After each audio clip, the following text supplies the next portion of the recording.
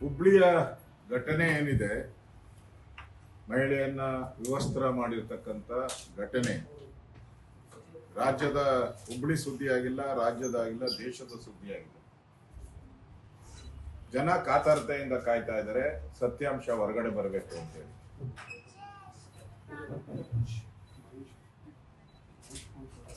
BLA-2 ಏನು ಚುನಾವಣಾ ಪ್ರಕ್ರಿಯೆ ಇದೆ, ಅದು ಚುನಾವಣಾ ಆಯೋಗ ಮಾಡುವಂಥದ್ದು. ಅದೊಂದು ಸ್ವಾಯತ್ತ ಸಂಸ್ಥೆ. ಅದು ಅಲ್ಲಿ ಪ್ರತಿ ರಾಜಕೀಯ ಪಕ್ಷದ ಒಬ್ಬೊಬ್ಬ ಏಜೆಂಟ್ ಅಧಿಕಾರಿಗಳ ಜೊತೆ ಹೋಗಕ್ಕೆ ಕಾನೂನು ಪ್ರಕಾರ ಅವಕಾಶ ಇದೆ.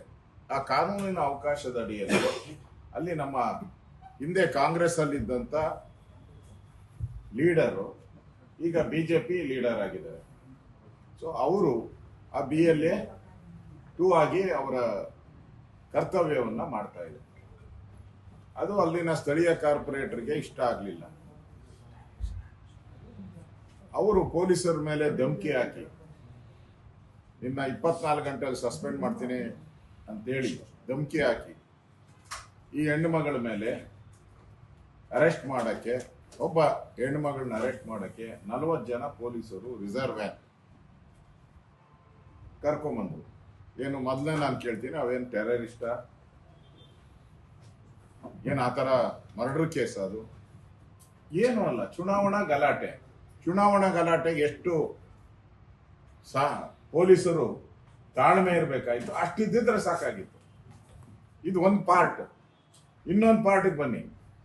ಯಾವ ಕಾರ್ಪೊರೇಟರ್ ಮೇಲೆ ಕಂಪ್ಲೇಂಟ್ ಆಯಿತು, ಅದೇ ಕಾರ್ಪೊರೇಟರ್ನ ಬಂಧಿಸಕ್ಕೆ ರಿಸರ್ವ್ ಯಾಕೆ ಮೂಲ್ಯ? ಯಾಕಂದ್ರೆ ಇವ್ರಿಗಿಂತ ಪವರ್ಫುಲ್ ಅವರು, ಇವ್ರಿಗಿಂತ ಫಿಸಿಕಲಿ ಪವರ್, ಶಕ್ತಿಯಲ್ಲಿ, ಅಧಿಕಾರದಲ್ಲಿ ಪವರ್ಫುಲ್ ಇದ್ದಾರೆ. ಅವ್ರನ್ನ ಯಾವ ಯಾರಲ್ಲಿ ಕರ್ಕೊಂಡು ಹೋದ್ರಿ ನೀವು? ಯಾವ ಕಾರಲ್ಲಿ ಕರ್ಕೊಂಡೋದು? ಇನೋವಾ ಕಾರಲ್ಲಿ ಕರ್ಕೊಂಡು.